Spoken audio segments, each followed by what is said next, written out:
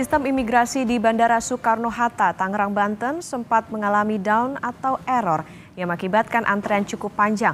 Ini akibat gangguan pada sistem pusat data nasional.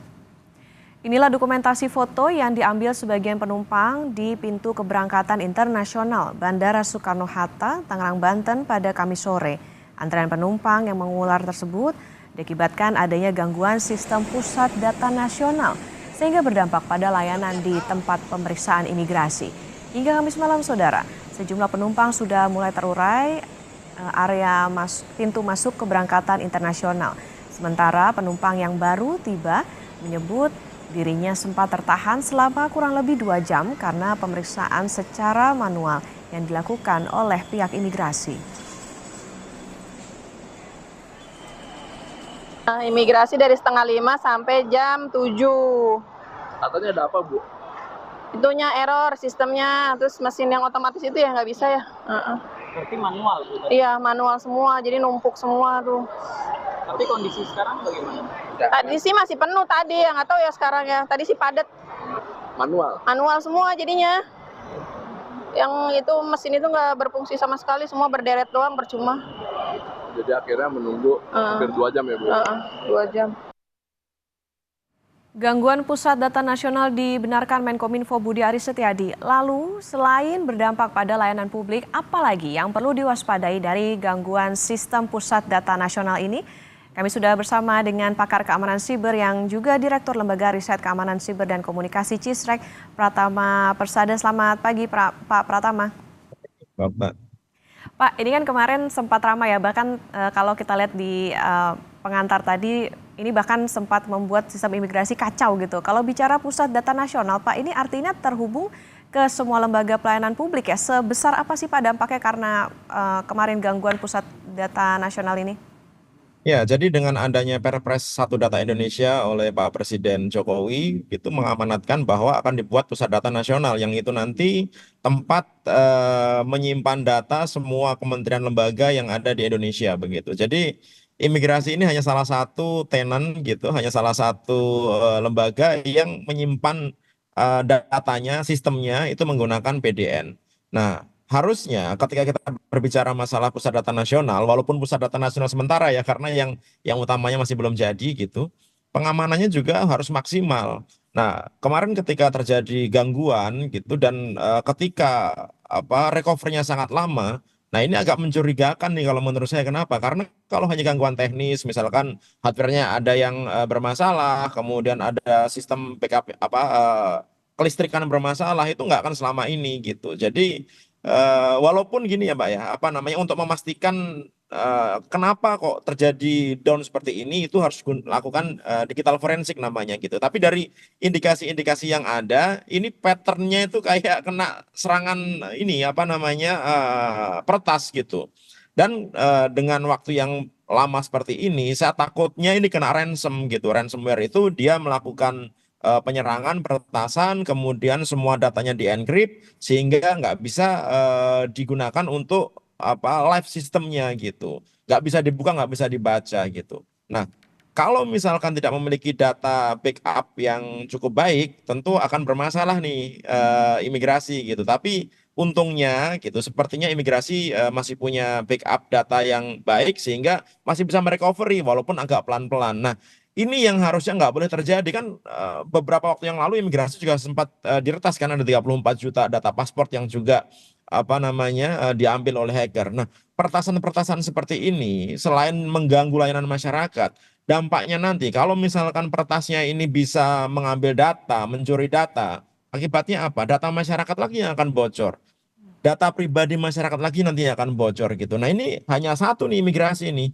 Belum kementerian lembaga yang lain gitu, dan kita masih belum tahu ya karena Kominfo masih belum memberikan rilisnya gitu apa yang terjadi begitu. Tapi harusnya gitu ini nggak boleh terjadi dalam waktu yang lama. Kalau memiliki sistem backup yang bagus, memiliki sistem keamanan yang bagus, ketika terjadi down misalkan dalam waktu beberapa menit saja gitu harusnya bisa up lagi gitu. Nah, ini menurut saya terlalu lama dan ini pasti ada masalah gitu.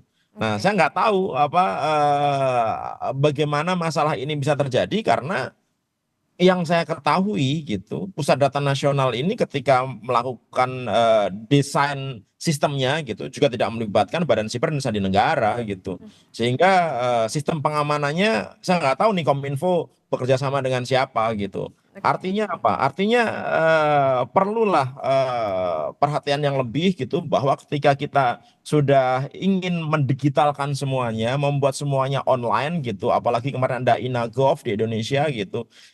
Ini serangan ini nggak berhenti-berhenti. Setiap detik itu kita ada serangan hacker gitu. Sehingga kalau kita nggak benar-benar kuat, kita akan jadi korban terus. Dan ini terbukti kita menjadi korban. Belum lagi kita berbicara masalah judi online ya, yang mereka punya hacker-hacker yang juga digunakan untuk meretas situs-situs pemerintah, yang digunakan untuk eh, websitenya judi online gitu. Nah, ini harusnya jadi perhatian gitu. Ini ada masalah di negara kita ini gitu. Kenapa kok lemah sekali gitu? Kenapa kok apa keamanan cyber itu tidak menjadi priority, tidak menjadi perhatian yang serius gitu. Nah, nanti ujung-ujungnya Mbak Okta, yang akan menjadi korban adalah masyarakat kecil, rakyat gitu. Kenapa? Karena mereka mempercayakan uangnya, mempercayakan pelayanannya kepada pemerintah, kepada bank yang semuanya menggunakan sistem online. Nah, kalau sistem-sistem tersebut gampang diretas, kemudian duit-duit dari masyarakat ini misalkan hilang gitu.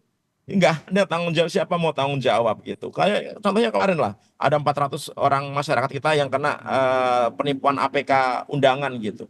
Sampai sekarang juga nggak ada yang peduli uangnya yang ganti siapa, duitnya kemana gitu. Bank juga nggak bisa ganti gitu. Nah ini ujung-ujungnya masyarakat. Belum lagi nanti data-data kita yang bocor itu dimanfaatkan untuk kejahatan, penipuan dan lain-lain. Ya, artinya memang imigrasi ini bisa jadi cuma salah satu ya Pak ya yang kena imbas, dan tadi juga pertanyaannya kenapa Ya, sih gitu kok pengamanannya nggak maksimal padahal nih pusat data nasional besar sekali. Nah biasanya Pak kalau tadi kan Pak Pratama bilang dugaannya memang ini ada peretas. Nah sebetulnya gangguan-gangguan seperti ini bisa disebabkan oleh apa aja Pak?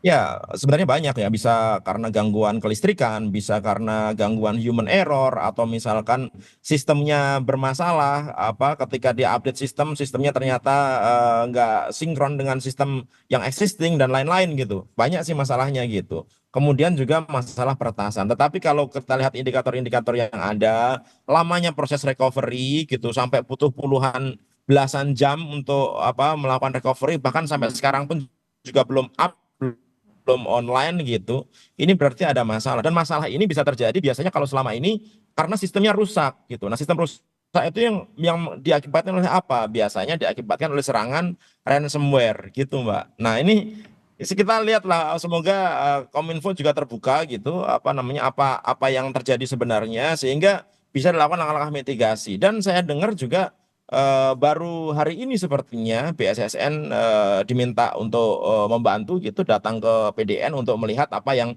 terjadi di sana gitu. Oke Pak, ini kan pusat data nasional, artinya bisa jadi rahasia negara nih bisa bocor dong Pak. Kalau misalnya ini ada gangguan, gimana Pak sebetulnya memastikan data itu bisa tetap aman? Oh iya Mbak, ini makanya kan gini, kalau kemarin-kemarin sebelum ada Pusat Data Nasional, ketika terjadi peretasan gitu ya, misalkan imigrasi diretas atau Polri diretas gitu, itu hanya di instansinya masing-masing aja, sehingga yang lainnya aman. Nah, dengan adanya penyatuan ini hacker udah enak aja gitu, nggak usah lari kemana-mana, nggak usah nyari kemana-mana, di satu tempat aja gitu. Di situ ada data banyak kementerian lembaga gitu, kemudian ngertasnya sekali jalan aja. Nah ini yang terjadi. Oleh karena itu sebenarnya tingkat pengamanannya pun harus maksimal. Makanya kemarin ketika apa ada yang bilang bahwa ini kan cuma pusat data sementara, nggak kayak gitu juga dong. Mau pusat data nasional sementara, mau pusat data nasional beneran begitu, data-data yang disimpan di dalamnya kan data-data beneran. Tadi Mbak Okta bilang data rahasia. Iya dong. Data-data pemerintah itu adalah data-data konfidensial yang harus dilindungi gitu. Belum lagi nanti kalau misalkan ada data-data misalkan dari Badan Intelijen Negara gitu misalkan, atau dari aparat penegak hukum gitu, atau dari KPK gitu misalkan. Itu kan rahasia negara yang harus dilindungi gitu. Sehingga pengamanannya harus maksimal. Jadi maupun baik pusat data nasional sementara atau pusat data nasional sama-sama harus dilindungi secara maksimal. Nggak boleh ada pembedaan gitu. Nah, Ini yang kadang-kadang salah kaprah, mentang-mentang PDS ya sudahlah biasa aja lah, kan nggak kayak gitu, nggak boleh gitu, karena isi datanya itu sama. Nah, oleh karena itu kenapa saya bilang bahwa keamanan cyber itu harus jadi priority, bukan hanya jadi omongan saja. Sekarang aja kalau kita cek ya Mbak Okta ya gitu, misalkan kita